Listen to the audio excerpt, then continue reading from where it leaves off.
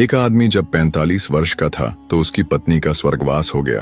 फिर लोगों ने उसे दूसरी शादी करने की सलाह दी, लेकिन उसने कहा कि पत्नी की दी हुई पुत्र की भेंट के साथ ही मेरा जीवन अच्छे से कट जाएगा।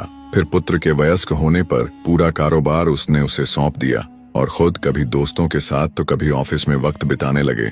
फिर पुत्र की शादी के बाद उन्होंने पूरा घर भी बहू को सौंप दिया और निश्चिंत हो गए। फिर एक दिन दोपहर के भोजन में उन्होंने खाने के साथ बहू से दही मांगा तो बहू ने कहा कि घर में दही नहीं है। फिर खाना खाकर वो ऑफिस चले गए। फिर बाद में जब पुत्र पत्नी के साथ खाना खाने बैठा तो उसने देखा कि खाने में दही मौजूद था। उसने कुछ नहीं कहा और सीधा ऑफिस चला गया। फिर कुछ दिन बाद पुत्र ने पिता से कहा, पापा आज आपको कोर्ट चलना है, आज आपका विवाह होने जा रहा है। पिता हैरान हो गए और बोले, मुझे पत्नी की आवश्यकता नहीं है, मैं तुम्हें इतना स्नेह देता हूँ कि शायद तुम्हें भी माँ की जरूरत नहीं, फिर ये विवाह क्यों?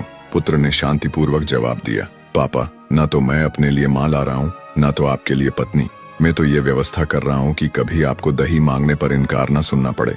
कल से मैं किराए के मकान में अपनी पत्नी के साथ रहूंगा और ऑफिस में एक कर्मचारी की तरह काम करूंगा। मेरे वेतन से घर का खर्च चलेगा। इससे मेरी पत्नी को समझ आएगा कि घर के बुजुर्गों की कदर कैसे करनी चाहिए और उनकी भावनाओं का आदर करना कितना जरूरी है। दोस्तों, माता पिता हमारे जीवन के आधार हैं। उनके सम्मान और अधिकार में कोई कमी नहीं होनी चाहिए। जिस प्रकार वे अपना संपूर्ण जीवन हमारे लिए समर्पित करते हैं, उसी तरह हमारी भी जिम्मेदारी है कि उनके मान सम्मान और आवश्यकताओं का पूरा ध्यान रखें। छोटे छोटे जेस्चर्स में उनकी खुशी और हमारी परिपक्वता झलकती है। इसलिए रिश्तों में स्वार्थ को जगह न देकर स्नेह को जगह देनी चाहिए।